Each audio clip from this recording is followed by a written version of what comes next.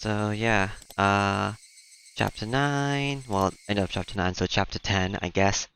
Is this recording? Yes it is. Just making sure.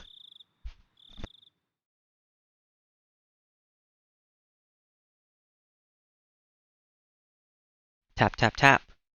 The sound of muffled footsteps stopped in front of the door to my room. A moment of silence as whomever they belonged to was asserting if I was inside. Of all the things I should have been doing, I continued on with my restless slumber. I was very much conscious, but my body hadn't caught up yet, even with danger bearing down on me from just beyond the door. It was as if I was completely paralyzed, unable to move. Without a doubt, this was sheer terror. Please, just leave. Hey, why isn't my body awake yet? If they came into my room right now, then...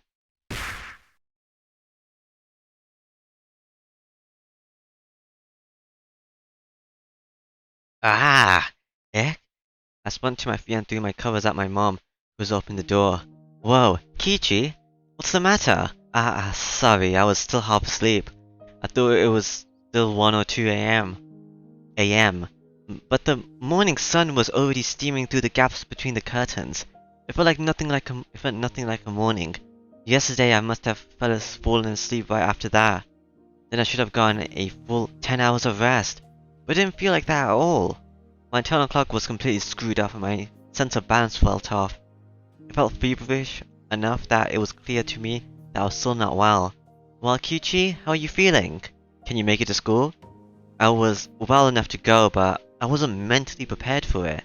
I was still plagued with the terror from yesterday. If I had swallowed that needle, what would have happened to me? Or what if it pierced through my tongue? There was undoubtedly a murderous intent, but I don't think that's all it was. If they wanted to kill me, then there were other more certain ways to do it. They wouldn't resort to such a dubious method as having me swallow a needle. Meaning I didn't want to believe it, but going that far was just a threat from Rina and Mion. Aren't you glad you didn't die? But next time, we use a more assertive method. Like that. Something like sending a letter with a razor inside would have been a joke compared to this. Did you make it to the hospital?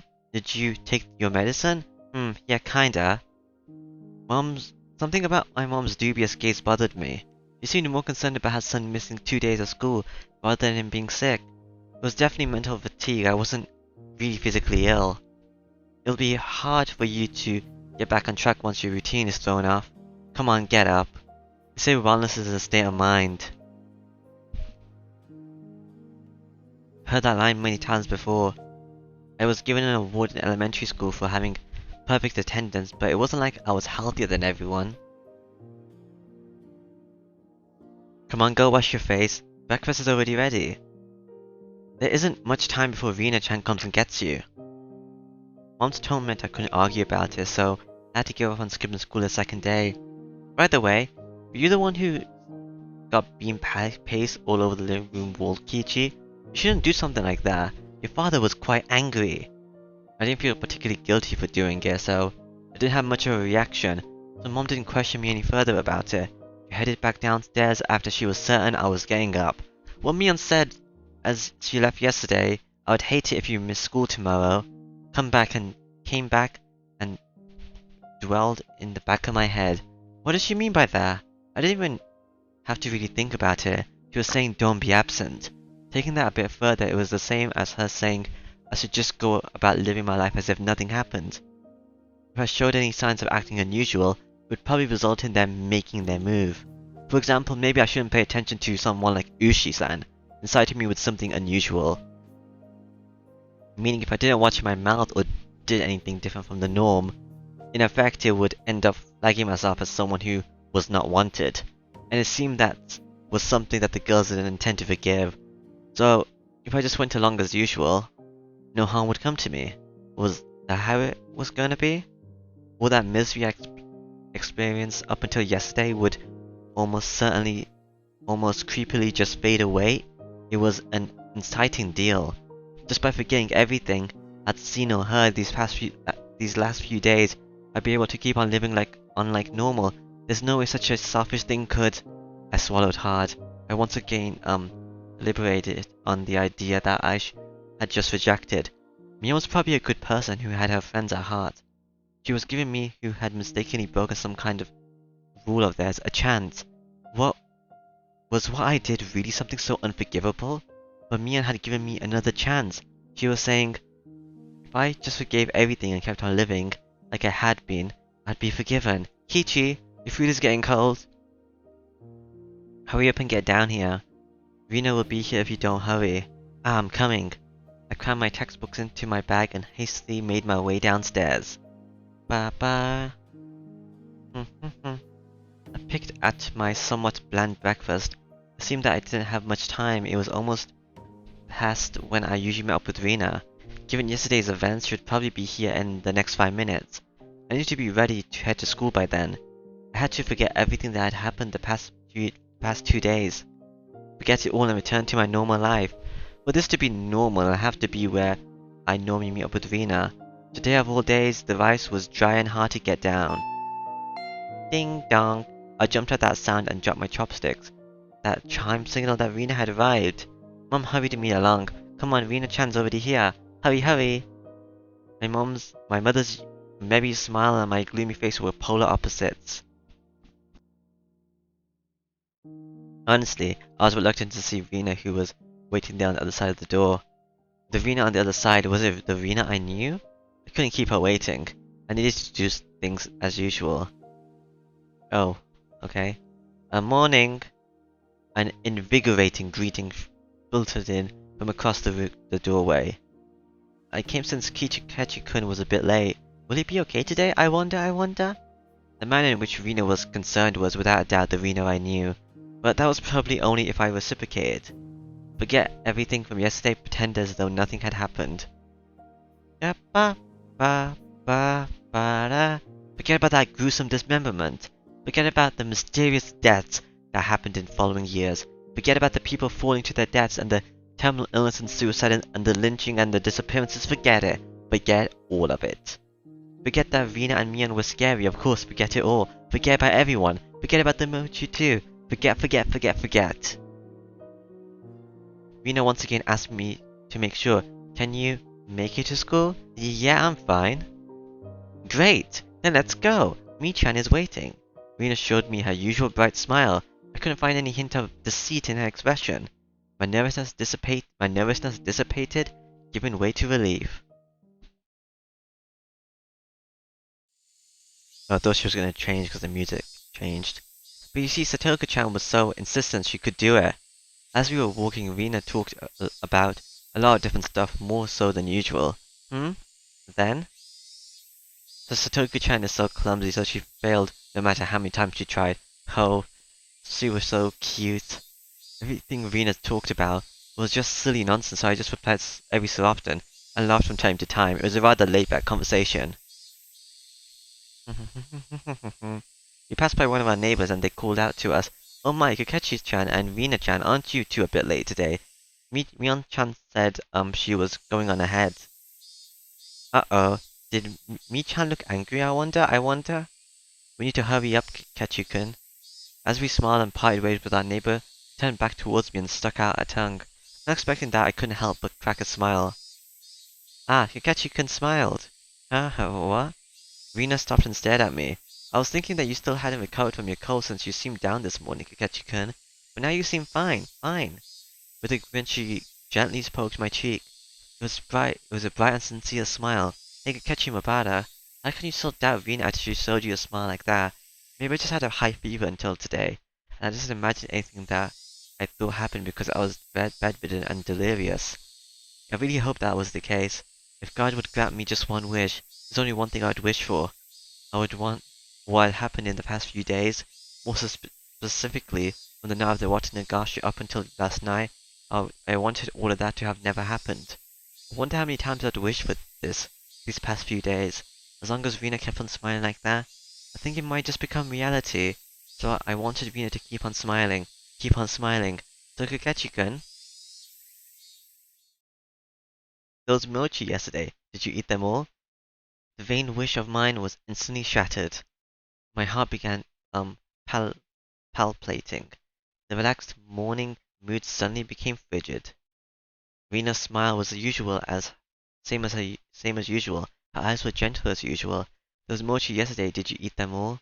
Of course she wasn't asking the question at face value. In other words, Rena was asking, did you get the message? She was probably trying to convey that. Kakashi-kun? I was reluctant to give an answer. Rena stopped walking and stared deeply into my eyes. Don't hesitate, Kakashi Mabara. Rena was acting the same as always, wasn't she? I needed to respond in my usual way. Naturally, of course, but both my throat and mouth had gotten dry and my lips were stuck together. Hurry and answer, Kichi. Not that much time had passed. I could still keep the conversation going naturally. I had to say something quickly. D? Rena playfully mimicked what I said when I finally squeezed something out. Rena's reaction was still normal. It seemed that there wasn't as long of a pause as I had thought. Somehow I finally squeezed out the rest as delicious. However, my strained efforts neither sullied nor brightened Rena's expression. For a moment I panicked, thinking I had replied incorrectly. But after a few moments, Rena broke into her usual soft smile and giggled with a joyful voice that seemed to echo throughout the morning air. Being strung along by that laugh, I couldn't help but laugh as well. I see. So did you eat them all? I wonder. My timid smile froze again. Did you make it without swallowing the sewing needle? Was what she wanted to ask. If I had swallowed it, then I wouldn't be here. And then I couldn't finish them all. There's still some left. I was scared out of my wits, but that's how I played it. Huh? What about the homework to see if you could tell which one Rena made? Aha, that homework, was it due today? Yes, it's due today. Michan will get angry. There's probably a penalty game ready for you. We both laughed at each other again. To a casual observer, it was just a typical morning. If I could just let myself believe, then even I'd think it was just the usual morning routine. But I was certain I wasn't mistaken. There was something unimaginable buried beneath the facade of this giggling Rena. Lies. I recalled that unexpected piercing voice that I could hardly believe came from Rena's mouth. The moment that image crossed my mind, I felt a cold sweat trickle down my back. Was it only that at that particular time that something evil had possessed Rena? No, that was wrong. This was still Rena. Ushi-san told me, didn't he? Actually, I looked into her before. Higurashi-san moved away to Himizawa. She was suspended from school. It seems she went through her school building and broke all the windows. Rena had a disorder that normal people didn't. No matter how pleasant she smiled, the fact would not change. I couldn't even imagine how she looked as she broke all those windows throughout the school. One thing I knew was that it wasn't something spur of the moment. If it was some sudden outburst of anger, then maybe she'd break a pane or two. But she broke all the windows all throughout her school. Just imagine going through your school breaking the windows with a bat, swinging full force at each pane of glass, one after another, paying no heed to the flying shards. The classmates were gasped, unable to move from the sudden turn of events. I wonder where she could have found the most windows lined up in a row. Probably the hallway. Smash, walk, wind up. Walk, wind up. It was difficult for me to connect the horrifying image with the Venus smiling at me right now. But I just had to imagine it. Impossible because it was unimaginable. A naive way of thinking no longer worked. The unpleasant piercing sound of shattered glass, the crunching noise as Arena tread across the broken shards walking towards me. Venus' classmates going pale as they forgot to even breathe. I wondered what they did as Rena came closer, breaking windows along her path. Did they earnestly try to bring her to her senses by saying something? Or did they jump at her, trying to stop her savagely? Or did they run to the staff room after being directed there by the teachers? Probably none of those. In the face of that blood-curdling sight of Rena busting window after window, undoubtedly, all they could do was silently clear a path for her. Dumbfounded, just clearing the path for Rena to continue. It was far too violent an act for them to seek refuge by looking the other way. That's not to say they were looking the other way. They were doing the only thing they could do to protect themselves. If they had done something differently from the rest, they may have suddenly found themselves as Rena's new target. What would Rena have done to have attracted her attention? The answer was obvious. She would have undoubtedly acted according to her whims, meaning I would, be the next window. Rena staring into my eyes, shards of glass crunching and crackling underneath as she drew closer. I was also drawn into her eyes, paralyzed.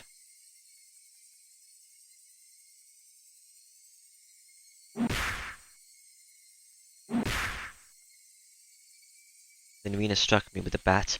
Over and over again, like I was one of those windows. I crouched down on the floor, desperately protecting my head. Rena didn't care whether it was my head or my back.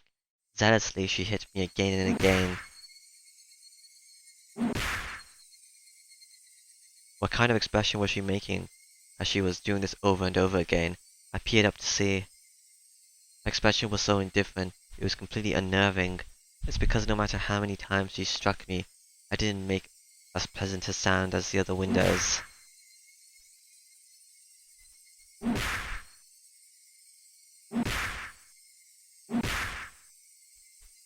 She struck me continuously, over and over again. The sound Rena wanted didn't come out. My classmates standing around didn't try to stop her. They didn't want to be the next window. Someone save me. Turning a blind eye unless we're hanging out? Well, of course, everyone in class scrambled to obtain the high standardized test scores. They'd gain nothing from saving a cramped school tryhard like me. Eventually there would be a faint sound, similar to when you crack open a walnut, and some sort of reddish black spray would shoot out. Anyway, it wasn't that Rena momentarily lost herself in her anger.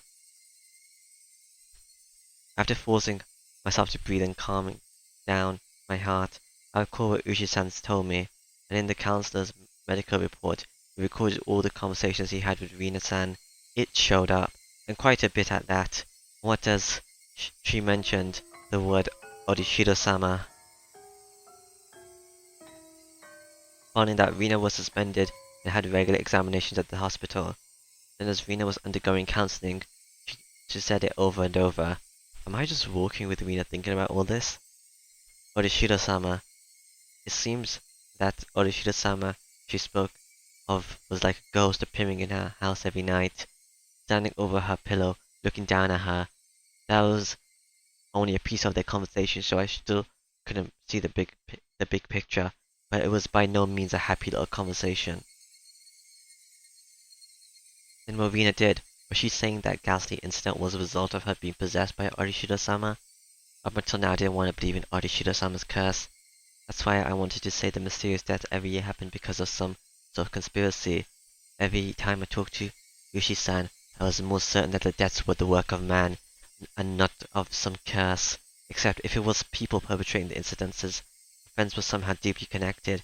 If I refused to believe that the curse was real, then I would have to believe those who acted the kindest to me were deeply involved in the incidents. Why? How? For what reason? Was it Rina? Was it everyone? It was much more painful and troublesome than accepting that it was Orishiro-sama's curse. In the aftermath, Rina had admitted to a doctor that she was possessed by Orishiro-sama. I felt a strange relief from that. So that's how it was. There wasn't a second side to Rina. She did that because she was possessed by something strange like Orishiro-sama. It wasn't Rina's fault. Orishiro-sama was the one to blame. I knew. This was all backwards. Refusing to believe there was a curse, I wanted there to be a human perpetrator.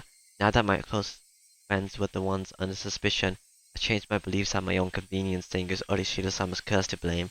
Which was the better choice, accepting that Orishiro-sama's curse exists, or that Rina and the rest of them were deeply involved in the string of mysterious deaths. I didn't want to think about it. If I just didn't think about it, I'd be able to continue the same as always. I wanted to believe that, but that was no longer possible. I had received their message.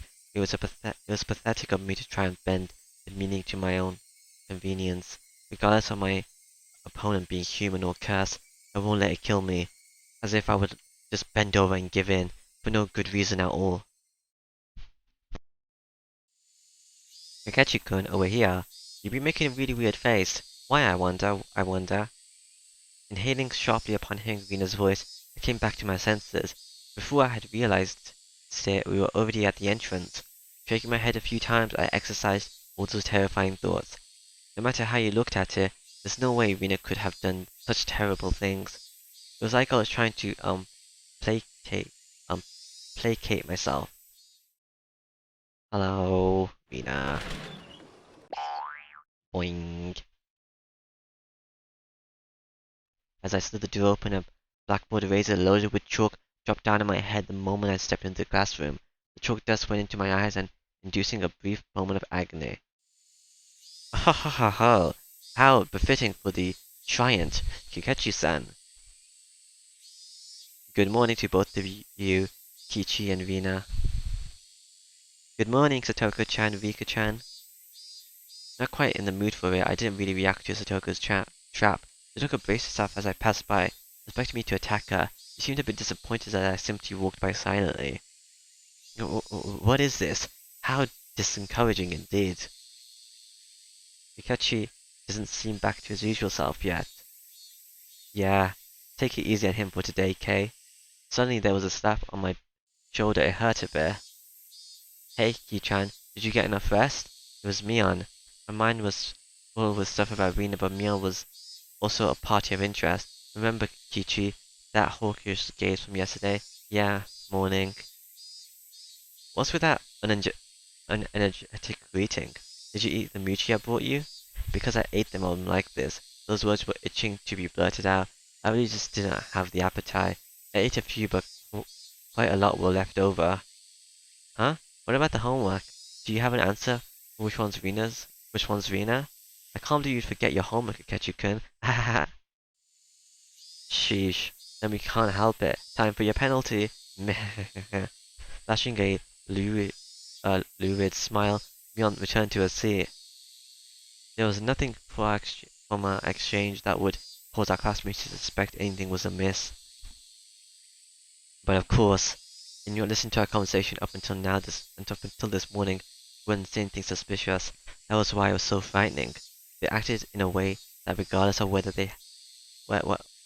happened to Kakashi Mabata, no one would ever suspect them. That fact had me terrified. Soon the teacher came. After she asked how I felt and took the entrance attendance, another dull, ordinary day began. Higurashi. When they cry.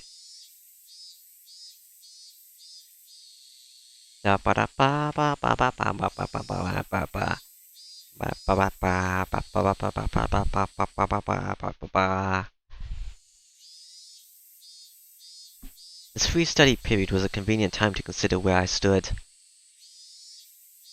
I gently closed my eyes and pondered the ridiculous position I was in right now. First of all, what I shouldn't forget was how dangerous of a situation I was in. I had fallen out of favor with them. After interacting with Ushi-san multiple times, I could see it as I was getting closer to the heart of the matter.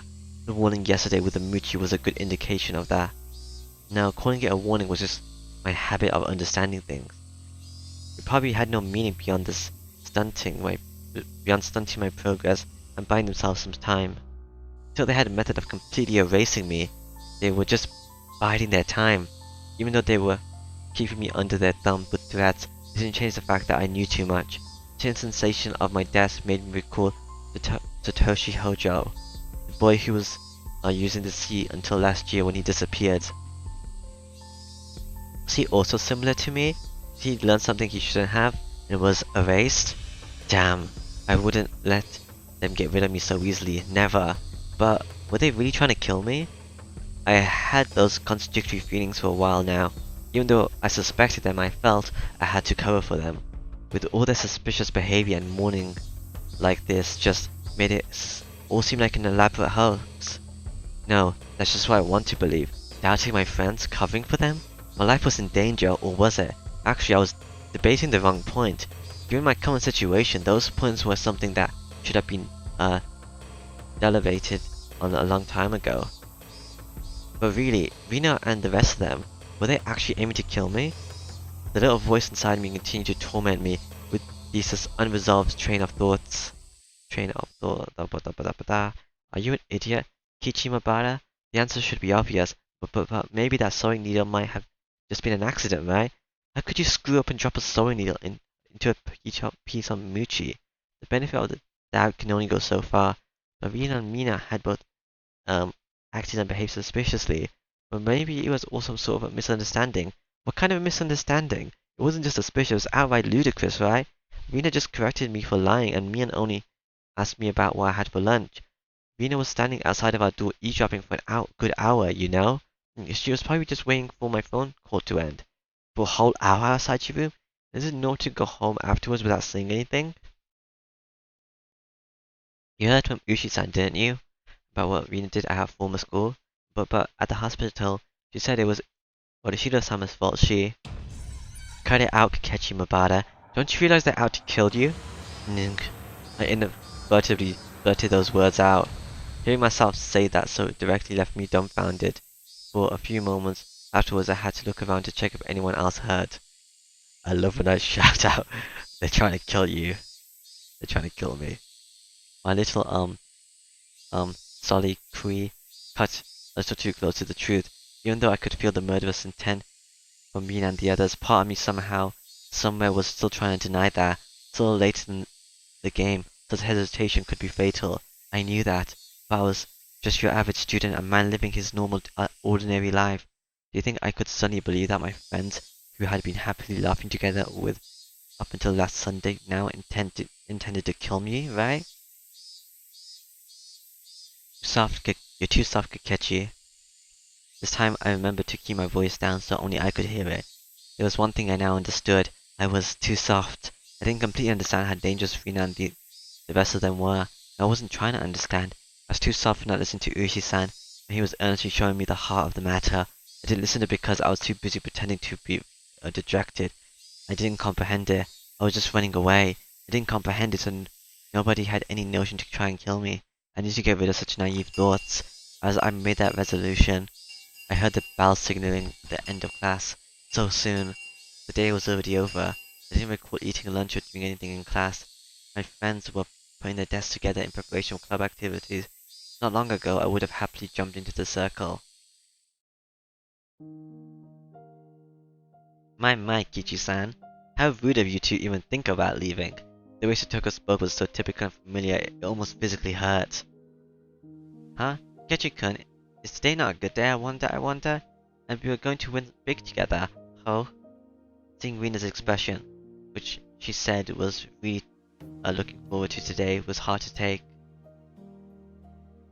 Hey Kichi, maybe Ushi-san is just some enormous jerk trying to separate me from the others by lying to me. Slap. Trying to expunge such weakness, such a weak-minded thinking. I slapped myself in the face.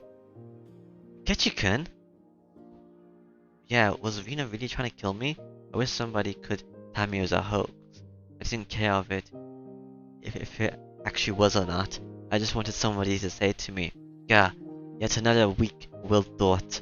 How did I even become this naive? Are you alright? Does your head hurt? Apparently that was my inner dilemma. That's how my inner dilemma appeared to Rina. You're pale. Can you make it home by yourself? Maybe I should accompany you home, I wonder. No, it's okay, sorry. I can go home by myself. Just have the meeting without me. Upon hearing that I wasn't going to participate in the meeting, Myung pouted unhappily. Since Ki-chan was so bent on a revenge match, we're going to play that deduction game from before too. Kakechi-san doesn't have the burning desire for a rematch. How pathetic. I wouldn't fall for some dumb taunt. Without even a real retort, I grabbed my bag and was about to get up. Someone's hand perched itself gently on my head. Ichi doesn't seem to be well. How very unfortunate. It was Rika-chan. She was stretched up as far as she could, doing her best to pat my head with her petite hand. It felt so nice, which made things even harder. Sorry, everyone. See ya. That's all I said as I quickly left the classroom. It said something to me as I was leaving, but I couldn't make it out. I managed to make it all the way to the entrance in that state of mind, took out my shoes, put them on, and went forward. Forward. Hardened that heart, Kachimabara. They were some unfathomable reason trying to kill me.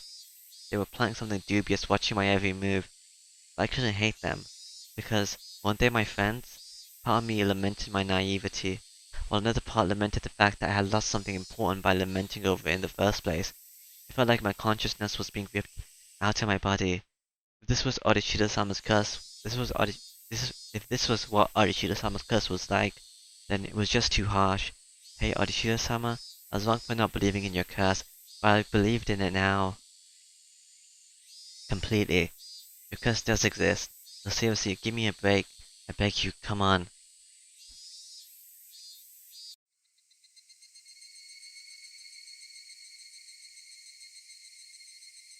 Now it's getting dark. Dinner was unusually bland. It had no flavor or aroma. The mystical soup that normally tantalized my appetite instead tasted like nothing but boiled water. Dad was eating with us that night. It was a rare occurrence in this household. When he got into his work, he ate and slept on his own schedule. But Dad never cared about the time. Since my dad was at the dinner table, it either meant just he just he just reached a good point to take a break, or he was in a slump. So yeah, he just doesn't understand the motivation creators have. Your partnership was just a verbal agreement, wasn't it? If it's so hard to agree on things, why not just end it? I feel like it's an industry with a lot of back scratching, but when it gets in the way of business, I wasn't able to pick up much of what my mom and dad's conversation, but I could tell it wasn't a very pleasant topic. That, of course, made the disgusting food even less appealing. Staring listlessly at the exchange between my parents, my mind wandered off to the same thought process I had all day long. Friends close to me? No. There used to be friends, but I could no longer trust them. Right now I was greatly lacking in allies. People I trusted. People I could depend on when push came to shove.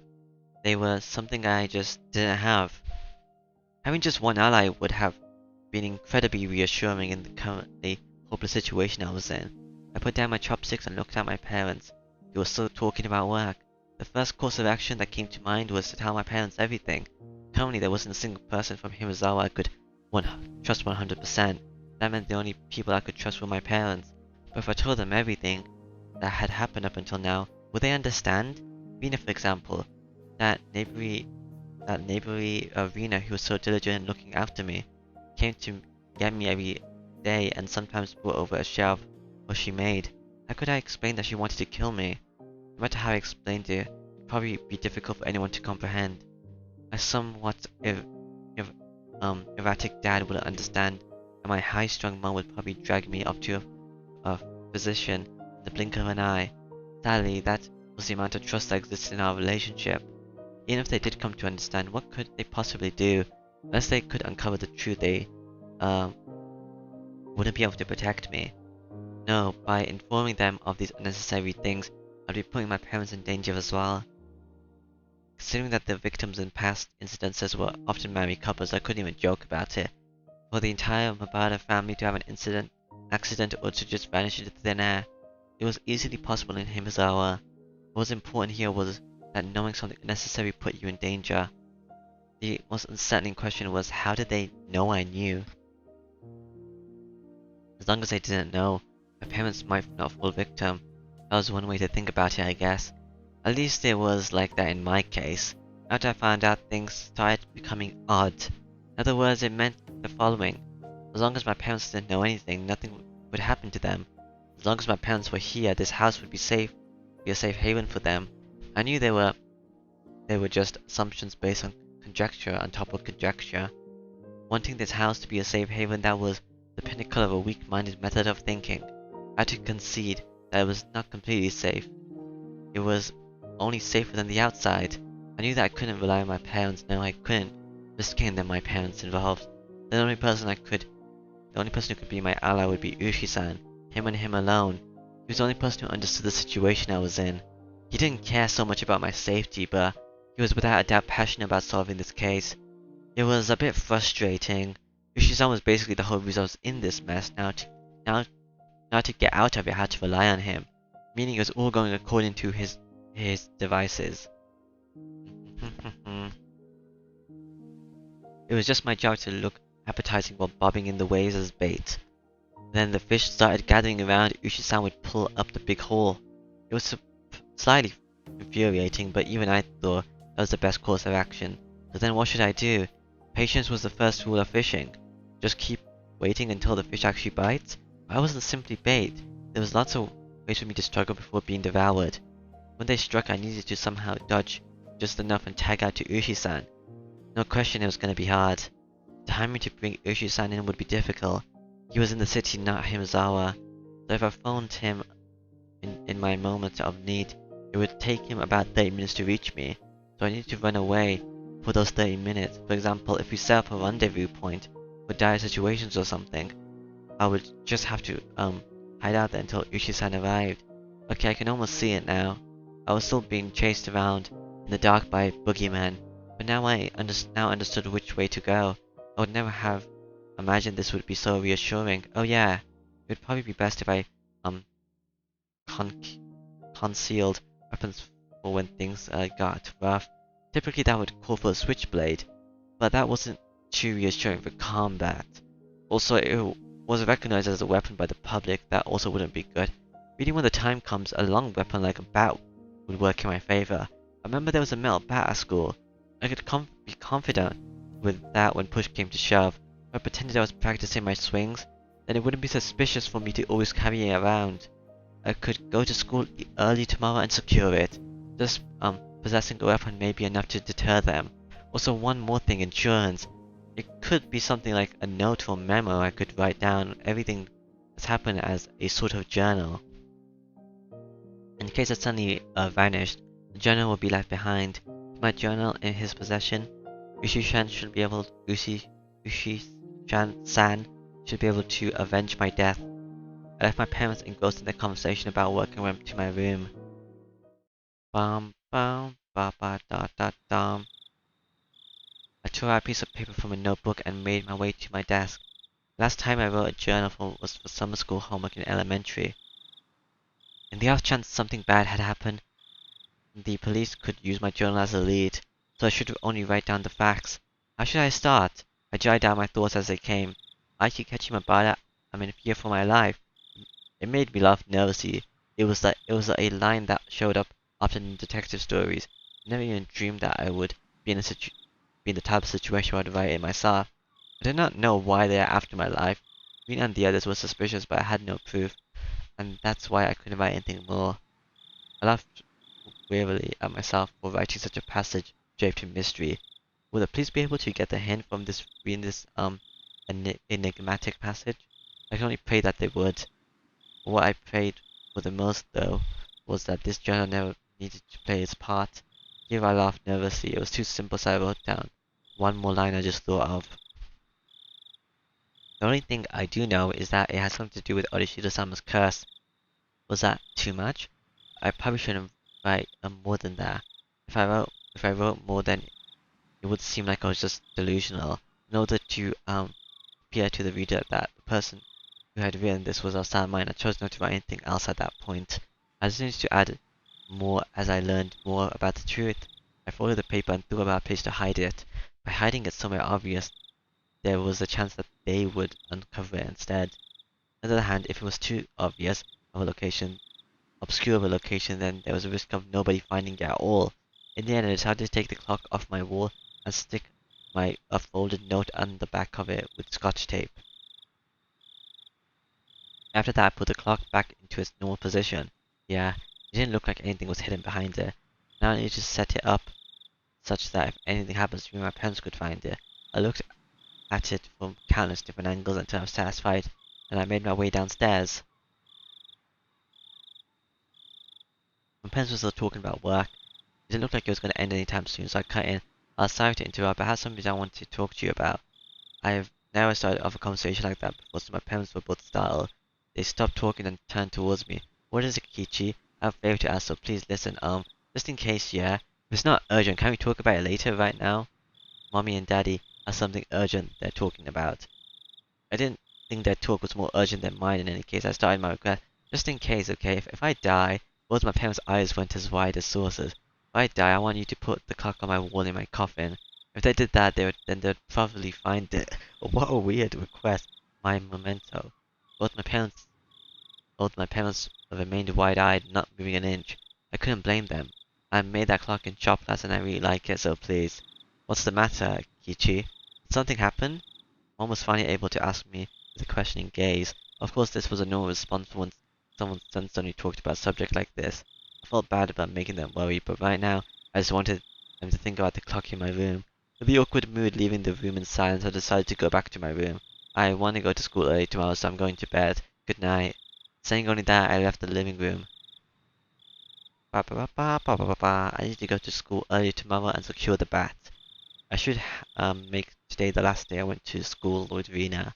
As I climbed the stairs, I heard my mom calling my name, but I pretended not to hear her. It wasn't something I could talk about with my parents. If I talked about it, it would only make things more dangerous. The fight that had begun was mine and mine alone. I couldn't rely on anyone. I wouldn't be killed. Not when I knew, not when I still knew nothing.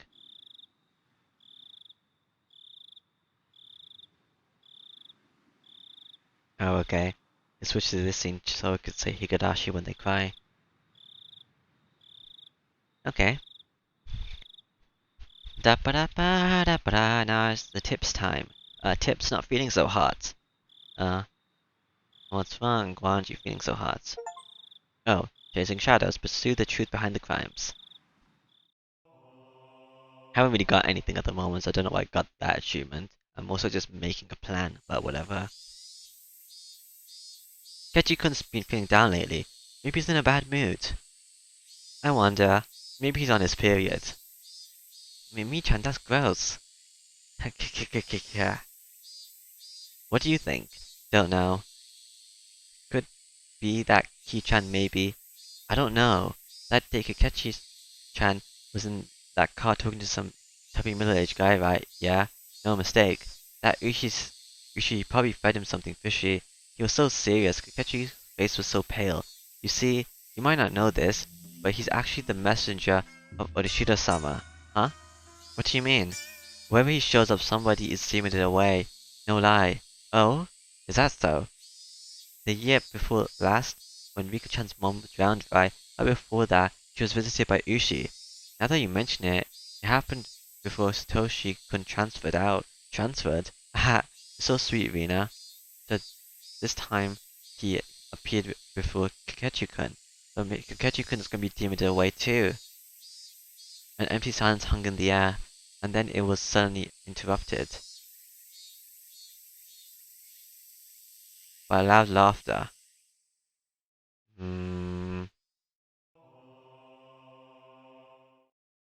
Strange. Anyway, yeah, that's it for this time, so, bye-bye.